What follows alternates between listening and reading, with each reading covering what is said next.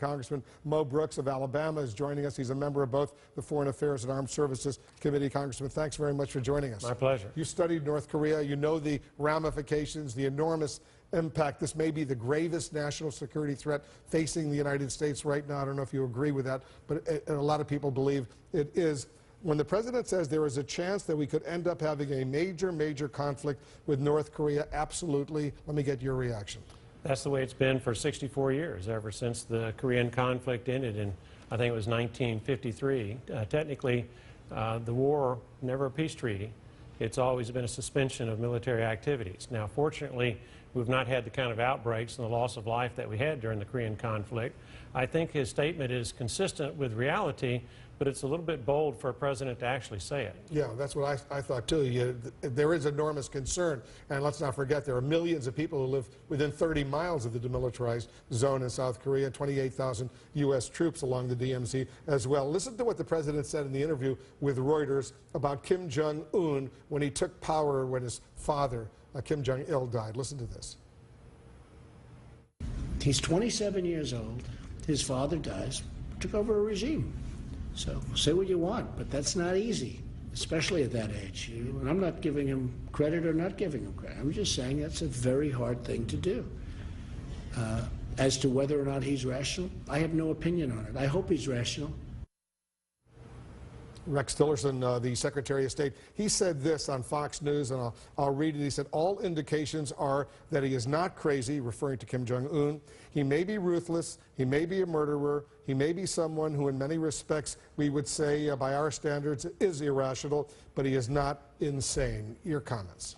I hope that he is rational. I concur with the president's remarks in that regard.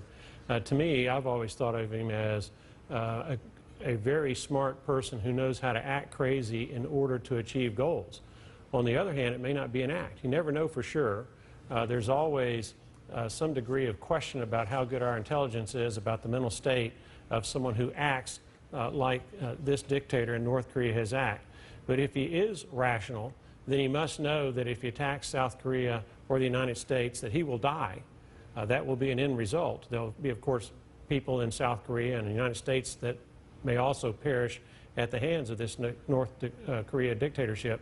But if he is rational and he wants to live, then the mutually assured destruction doctrine that we've had with the Soviet Union, now Russia and China, ought to deter him from engaging in the kind of military activity that he threatens on a regular basis. I've heard some of your colleagues say they're frustrated because they don't think U.S. intelligence has been all that great in providing the answer to his rationality. Well, it's a very close... Are you confident that you know whether the guy is rational or not rational? Well, I'm going to skip the rationality for a second and go to a classified briefing I had in the last few days. And it's quite clear that sometimes we are surprised by the advances that the North Koreans are making with respect to certain things that I'm not at liberty to discuss. In terms of their military advances? I'm not going to get into any kind of details except to say that I would expect that same kind of uncertainty applies to the mental state of the North Korean dictator, keeping in mind that even under the best of circumstances, where you have psychologists and sociologists, whatever, making evaluations, there's always some degree of uncertainty about the mental state of somebody. And I say that having been a prosecutor and a defense attorney where we litigate mental states of mind on a rather regular basis. Is China helpful right now in dealing with this nuclear threat? They can be. But are they, as far as you know right now? Okay, I'm going to give a big picture. It's my impression that for years, decades, China has been using North Korea for purposes that benefit the Chinese. By way of example, to the extent we're distracted with our strategy thinking, our military to South Korea and North Korea, then we're not focusing on what China is doing in the South China Sea, perhaps as much as we should be focused on the advances that the Chinese Communist government is making there. It might also be that the Chinese are concerned that President Trump might actually implement that currency manipulation tariff that would have a significant adverse effect on the Chinese economy, in turn would mean less money for their military buildup. So to the extent they can act like an honest broker, they can protect this $350 billion trade advantage they have vis-a-vis the United States and be able to keep back Donald Trump and the United States effort to try to balance the playing field when it comes to trade. So I see them using North Korea in a lot of different ways, that being one of them. Yeah, China is now emerging as the #1 trading partner for the United States, Canada, and Mexico, 2 and 3.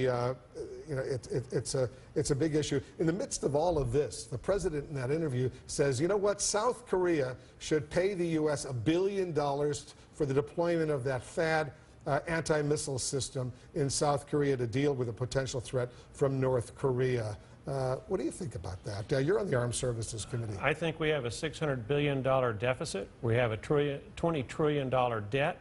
We're headed to an insolvency and bankruptcy of the United States of America if we don't change our path. That's basically the warning of the Congressional Budget Office, the Comptroller General, and other federal government agencies.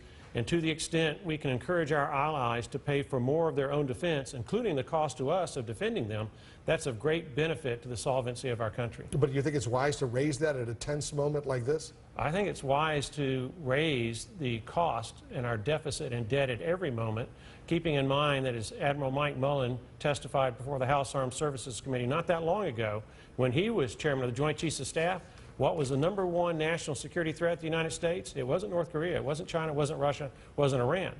It was our debt, because our debt is what long-term can bring America to its knees, and we better deal with it quick before it happens. See if the president can convince South Korea to hand over $1 billion for the deployment of that THAAD anti-missile system. Congressman, thanks very much for joining us. My pleasure, Wolf. Thank you. Mo Brooks of Alabama.